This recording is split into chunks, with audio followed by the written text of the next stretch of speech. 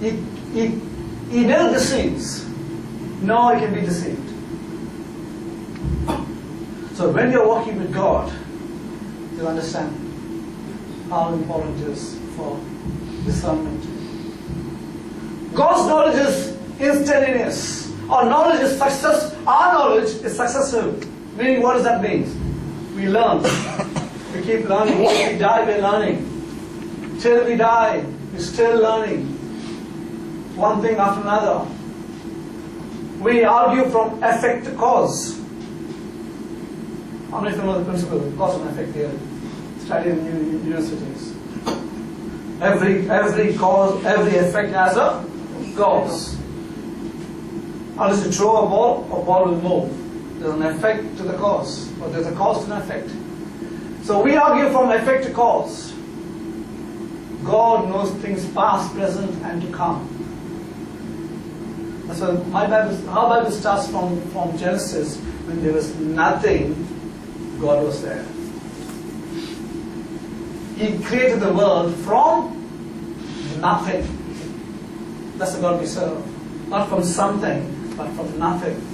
So this theory of effect and cause is for us. He's out of that. He knows things past, present, and to come at once. Wow. Can you actually fathom that? Can you actually comprehend that? He knows the past, present, and future all the same straight line. Because past, present, future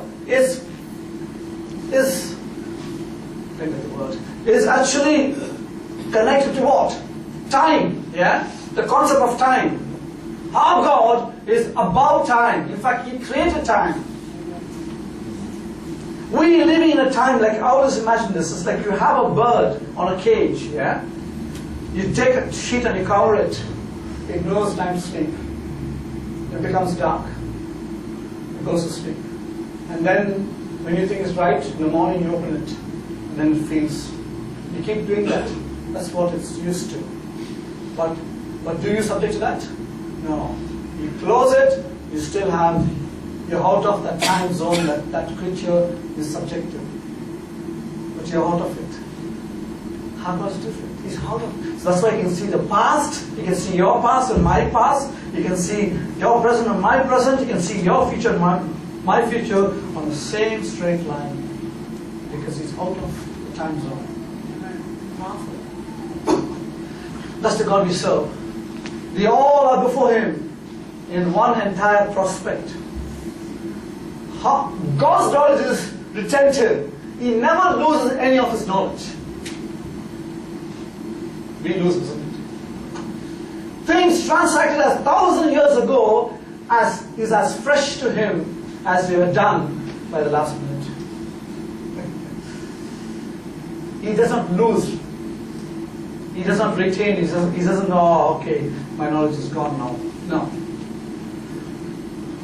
Even 1,000 years for Him, it looks fresh before Him. That's why I always think, when you stand before God, the Bible says that you will stand before Him, and all of a sudden, everything you can see of your life completely before Him. In fact, He gives you wisdom and memory, which we are losing now. Our memory cells are dying almost. Look at the theory about how memory cells dies every year. Because as we get older, our memory starts getting on the downward spiral. Don't get discouraged.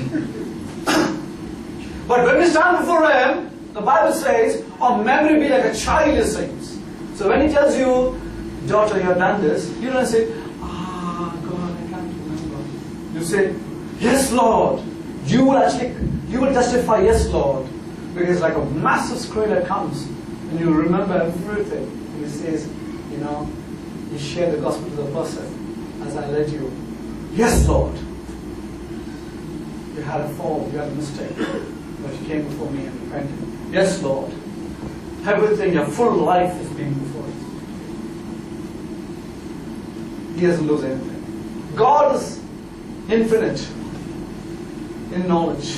He can't but be so. For He who gives being to things needs to have a clear inspection of them. He who makes a watch or an engine knows all the workmanship in it. Do you agree with that? If you make an engine, man, that's really complicated stuff. But you'll know every washer, every cog that goes into every screw, because you made it. God who made our hearts knows all of its movement. This is the 5 pillars that his wisdom his omniscience stands on. Now, just a little bit of, I felt strongly, but just a little bit of, sometimes we just misunderstand this omniscient. I know you'll have questions asked a lot, but just a few things I just wanted to bring. Omniscience should not be confused with causation. Yeah? Just because God knows that events will happen at a point in time, which is in the future, by our reckoning does not necessarily mean that God determines those events. You understand that? Foreknowledge and foreordination is not necessarily the same. And I'm not talking about the foreordaning in the Bible. I'm talking about this word foreordain means orchestrated, implemented. Foreknowledge, He sees all things, does not mean that He orchestrates all things. Not necessarily the same. Free actions do not take place because they are foreseen. But they are foreseen because they may possibly take place. You understand that? Here only we have problems understanding, isn't it? We always question and say, why this has happened? If God knows this, why can't He stop this? Don't we have the question all the time? The prediction or prophecy of a morally evil event or action does not remove the human perpetrator's ultimate responsibility and accountability of the actions. For the actions. Indeed, a timeless God does not strictly foreknow anything. He just knows, and the knowledge of something occurring by no means entails that which occurs cannot be contingent or autonomous. What God timelessly knows will depend in part on what I freely choose. He will infallibly know all my choices without determining them. You see, you understand that? It's a very deep one. Just go home and just have. But it's so important that we understand. We struggle with this, don't we? We struggle with this. It's like He knows your choices, but He's not doing it for you. You're doing it, but He knows. He knows Adrian is going to come to a point and he's going to choose between tea, coffee, and milk. Yeah? He knows all the three I will choose. But the choice I'm going to do.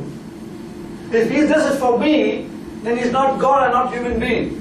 I'm a robotic simulator.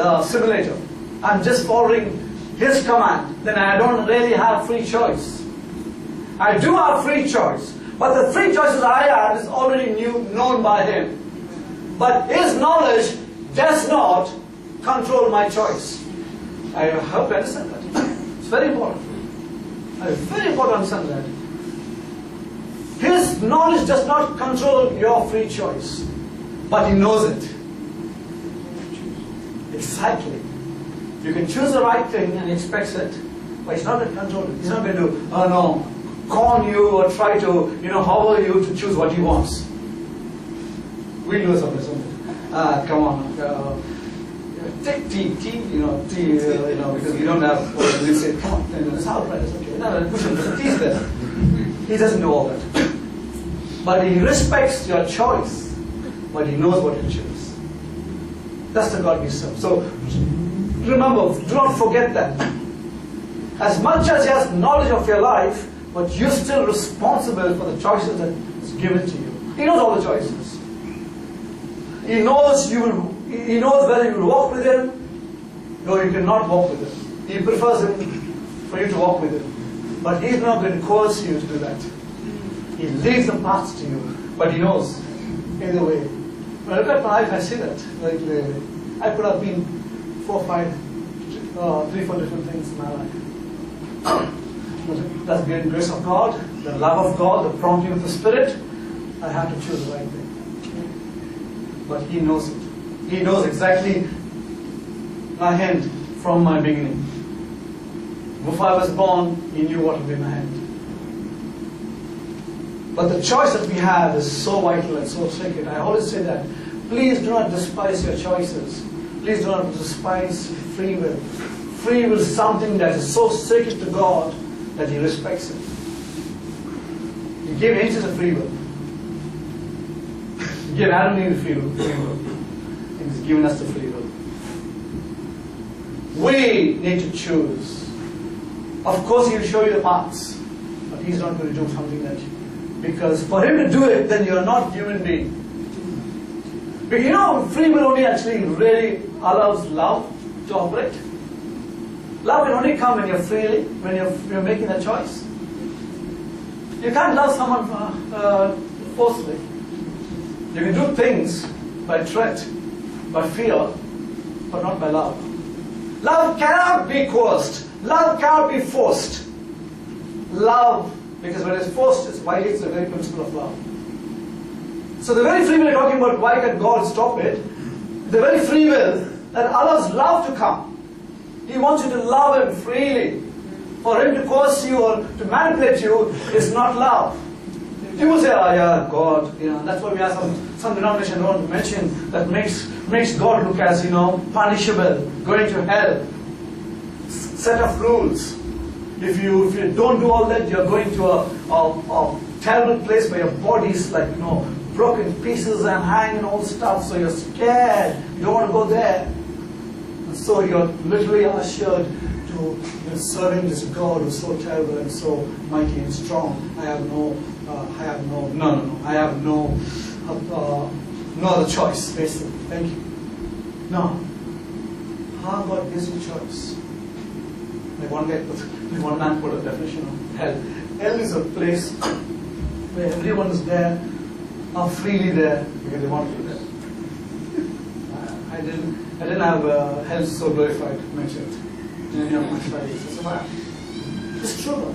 What is he saying? Hell is a place where everyone is pleased to be there because they choose to be there. Irrespective of so many prompts by God, irrespective of people coming telling you the gospel, irrespective of situation God gives, allows it for you to come to Christ. All that you pass, and finally you're in the place where you choose to be. God changed that, isn't it? He came, in fact, like when people say to me, I don't like this God because I was talking to someone. Because this God sent everyone to hell. I said, do you know that actually He doesn't send? Oh, what do you mean? It's not what Christianity talks about. If you don't choose Him, He's sending you to hell. I said, I just wanted to correct that because God doesn't send anyone to hell. You're already in that way there. You're already going there. Whether you choose God or not. You're sliding down there. What is done is through His Son tries to stop, count in a history of time and try to say, you don't have to go there. I can change your path. I can provide a U-turn for you. You're all heading to hell. Everyone, single one. What Jesus done is provide a U-turn. I said, God doesn't send. I said, my Bible doesn't tell me because sending you to hell. You're already going there. What God's done with His love and His mercy for you is try to stop you and say, you don't have to go there. You're mine. You can come to be where I am. That's the love of God. I said, no one in the scripture tells that He's sending you to hell. You're on the way there. Jesus came to stop you and provide you a U-turn. You can escape. It's like you're on a highway, freeway. There is no U-turn. And there's no U-turn, isn't it? Freeway. Just exit. But because Jesus has done that, He's provided. So I said, brother, you're all the way there. God just wants to stop you. You're a slippery slide right down. If He didn't stop you, you will ultimately be there. He's come to stop you, not to send you. So that's the gospel, basically. So that's what we said. He knows all things, but our choice is so important. And that's why you need to understand. Don't confuse with causation. Do not confuse with anything else. You have a choice. The prediction of prophecy of all moral evil is not even to action, does not remove your responsibility as a person, because He has endowed you with a sacred thing which is called free will. Like even this morning, how many felt freely came to church? Please tell me I came freely.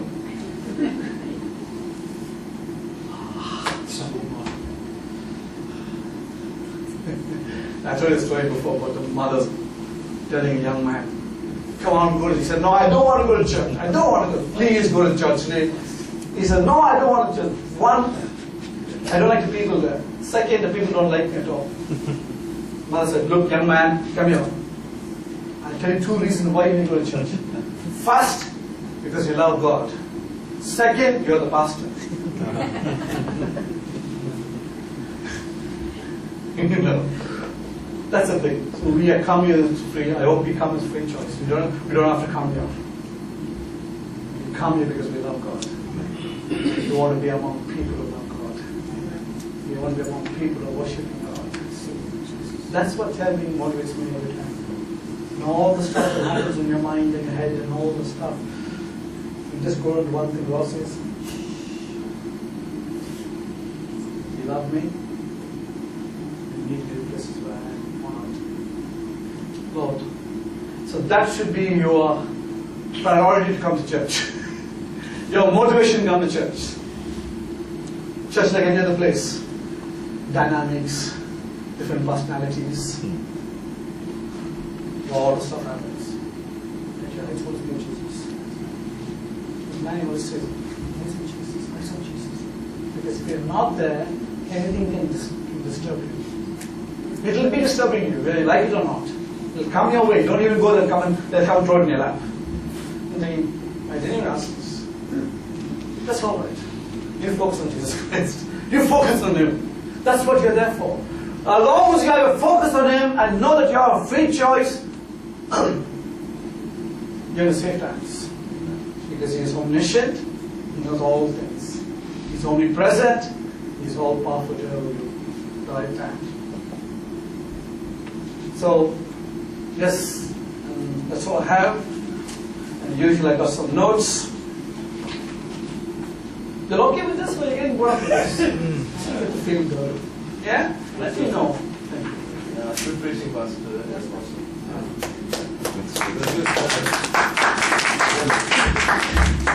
Whatever I can.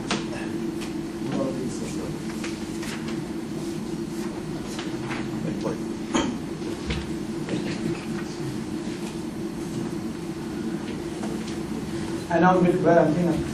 Last time week, I think I had some comments. Not from you all. Not good people. My own family. So you went too wrong. So I apologize.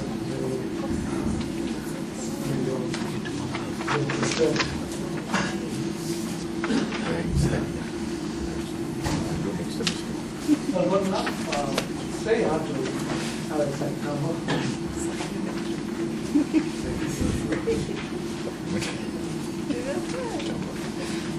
This is not the same thing, it's a little different, that's why I give this out. This is from another source, but this is actually still important. All got enough? Anyone from the music room? Music? Got one?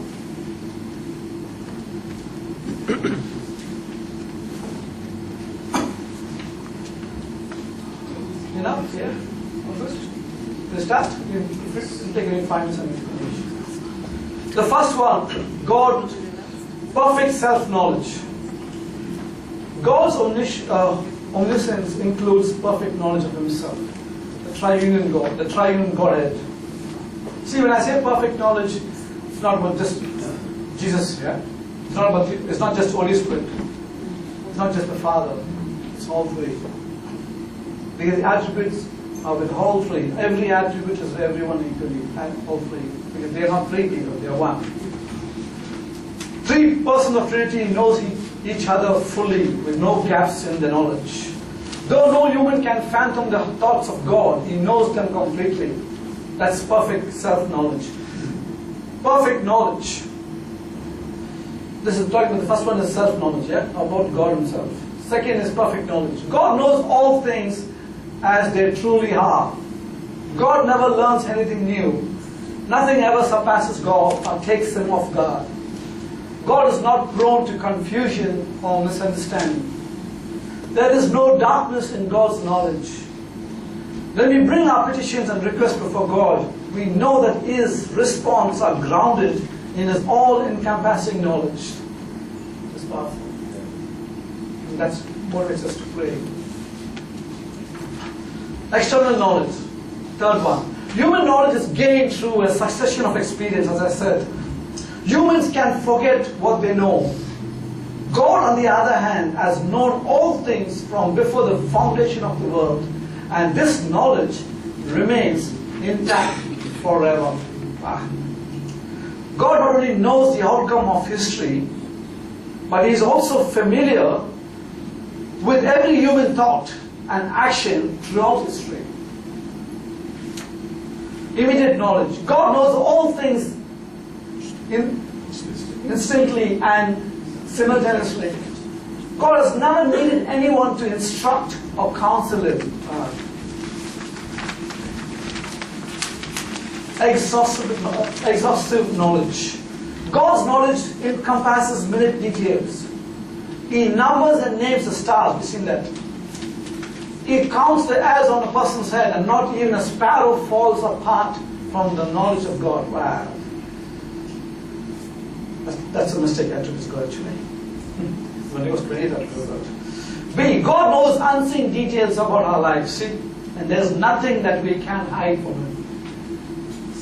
You know, I always tell myself, we think we know ourselves, but actually we don't know. Let alone not knowing others.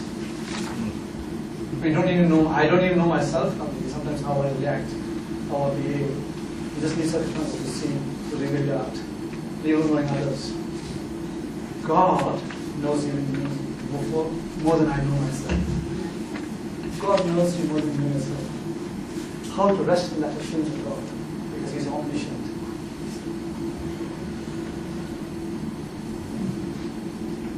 Penetrating knowledge. God's knowledge penetrates the depths of the human heart. Wow. He knows us far more intimately than I didn't even know this. Know ourselves. I've read it for about it.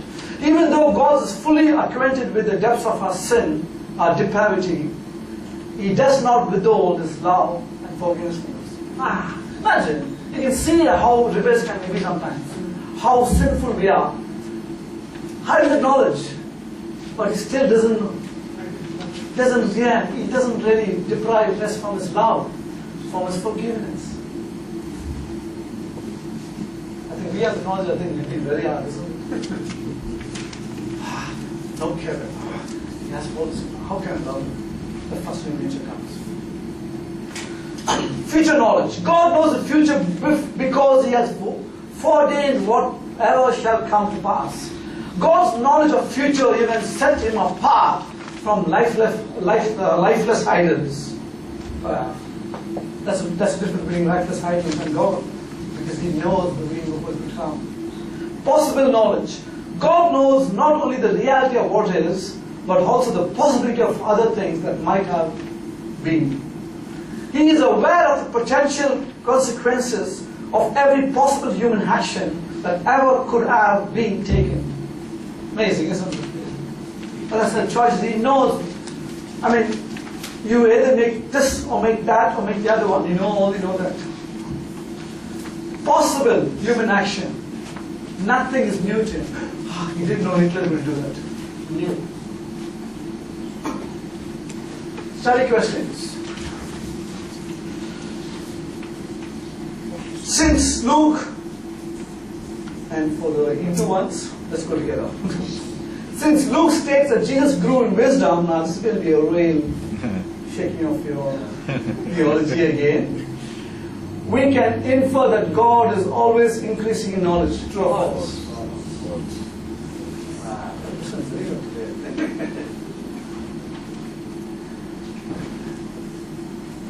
Okay.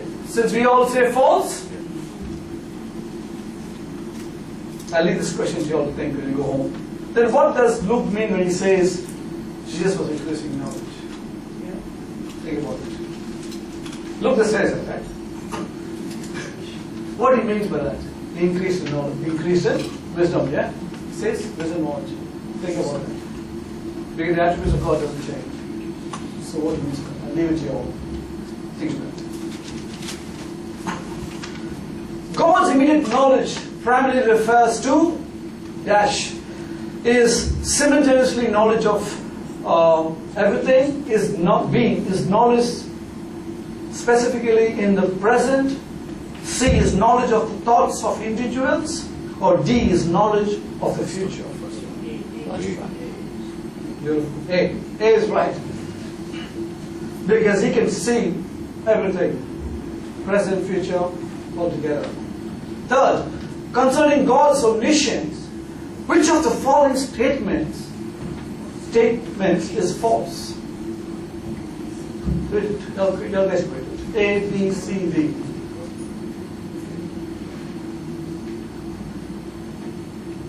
Since God knows everything, humans can't be responsible for their own actions. God's knowledge includes the past, present, and future. Humans are dependent upon God for true knowledge of Him.